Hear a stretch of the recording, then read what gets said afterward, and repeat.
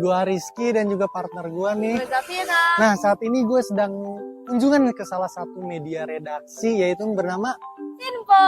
Nah, gimana kira-kira keseruannya? Yuk ikutin gua.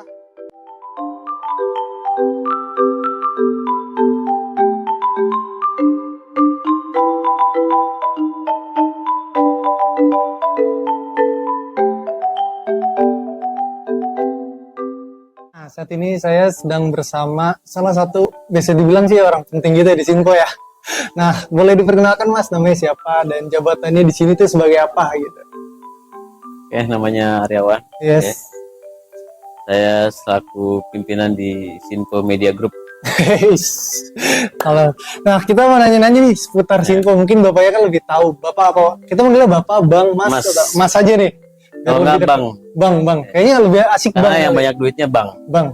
Mas juga tetap banyak duitnya. Iya. Kan mas kalau dijual mahal kan. Iya sih. Tapi tetap semuanya ditaruhnya di bank. Oke, Bang Aryawan. Aku mau nanya nih Bang. Sinpo itu media apa dan berdiri tahun berapa sih Bang? Boleh dijelaskan? Kayak Sinpo itu media online dan Hmm. juga TV. Jadi kita sudah ada di TV digital. Yes. Ya sudah hampir setara dengan TV nasional lah. Karena kita akan tayang di 30 daerah. Ya 30 titik. Kemudian pemberitaannya lebih banyak ke pemberitaan-pemberitaan tentang politik, hukum, dan keamanan atau polhukam, tapi lebih banyak ke politik. Nah, apa sih yang latar belakang itu di berdirinya media Sinpo ini Bang? Sinpo ini dulu kita dari teman-teman wartawan yang kena PHK, Ya. akhirnya kita berkumpul untuk sama-sama membuat media, dan media ini kemudian terbentuk. Jadi karena kita memiliki latar belakang yang sama dari media, kemudian kita membuat media. Nah, yang membedakan Sinpo dengan media-media lain itu apa? Yang membedakan pertama dari sisi nama udah pasti beda. Itu yang Kemudian berikutnya yang pasti beda adalah orang-orang di dalamnya. Ya. Kalau secara konten kita pertama kan Sinpo ID itu atau Sinpo Media Online itu hanya sebatas tulisan teks, tapi kemudian kita menjadikan jadi video.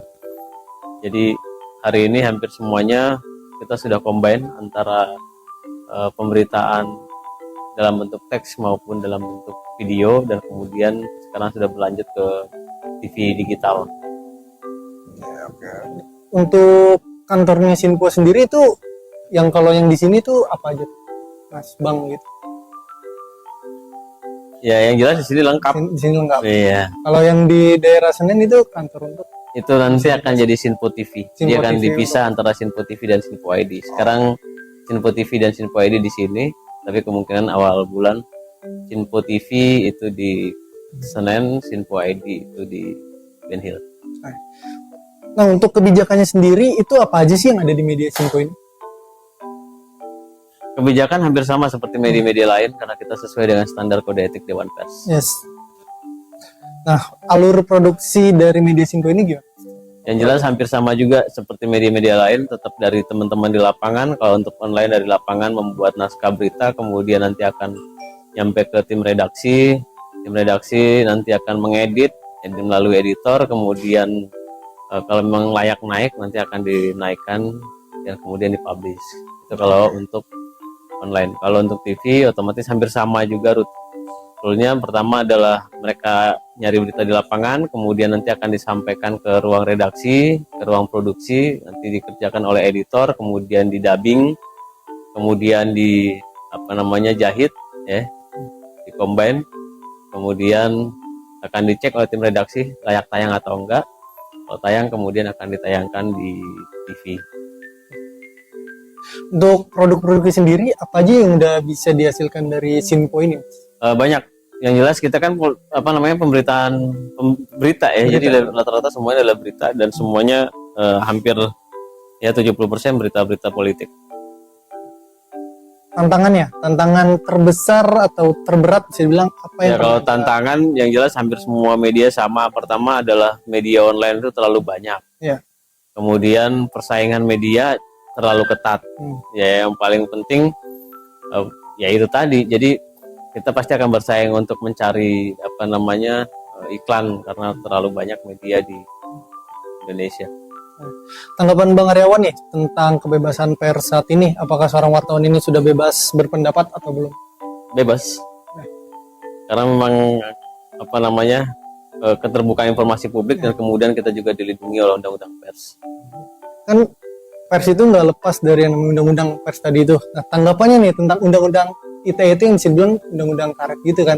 Itu tanggapan seorang Bang Kalau Aryawan sampai gimana? sekarang sih undang-undang ITE itu kebanyakan menjerat mereka yang bermain di media sosial, bukan di media massa.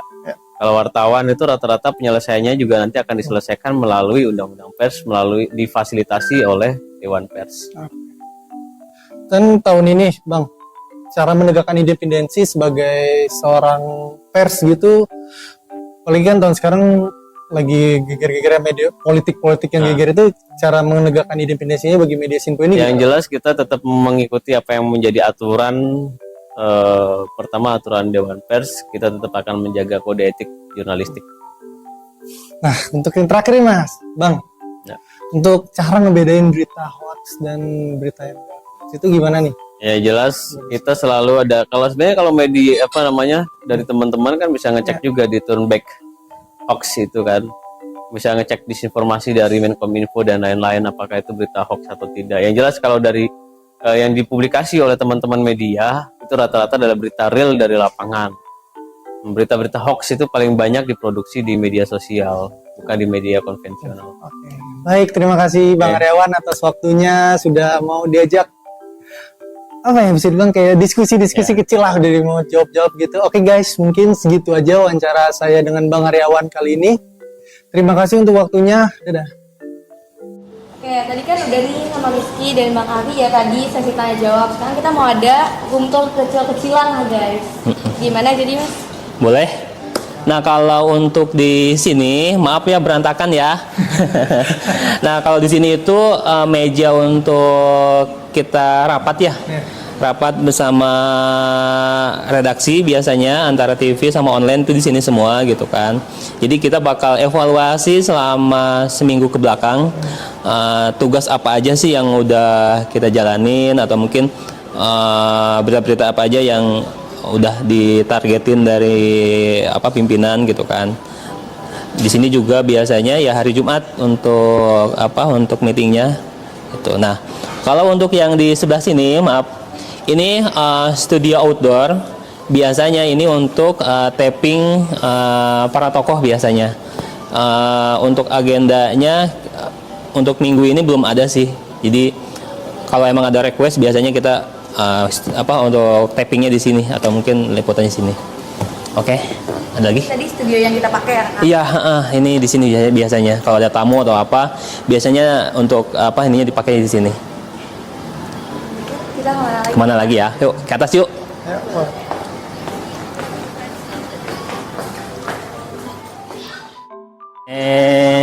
Maaf ya. Nah ini ruang editing kita gitu kan. Biasanya teman-teman untuk nunggu gitu kan, untuk nunggu apa sih yang diedit biasanya di sini mereka. Oke. Nggak begitu besar sih, cuman nyaman lah.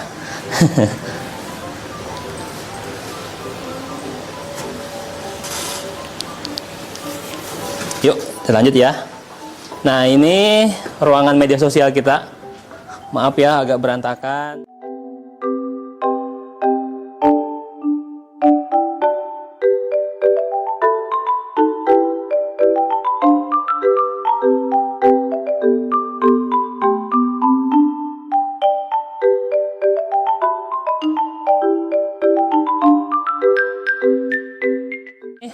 Ini sini tuh ruangan studio. Ini biasanya kalau untuk tapping sepekan parlemen, biasanya di sini untuk green screen-nya gitu kan. Ini studionya. Kita gabung sama admin. Biasanya di sini admin sekalian gitu kan. Ini. Oke Mas, jadi kita makasih banget. Oh, siap. Udah dibolehin main-main ke kantor Sinpo. Terus dikit banyak kita belajar juga lah ya Ki. Sampai ditawarin magang. Iya, baik Ditawarin banget. magang. Makasih banyak Mas. Yuk, sama-sama, ya. Semoga Sinpo makin besar. Amin. Dan dikenal masyarakat. Amin. Makasih semuanya. Yuk, bye. Nah, itu dia kunjungan gua, Rizky dan juga Pira Makasih ya Kak Adi. di Sinpo Media. Gimana kira-kira teman-teman, seru kan? Nah, kita tunggu sedikit banyak tahu lah ya tentang media Sinpo, tentang IT, banyak banget kan Iya, yang lo apalagi tanyain tadi kita room tour juga tuh.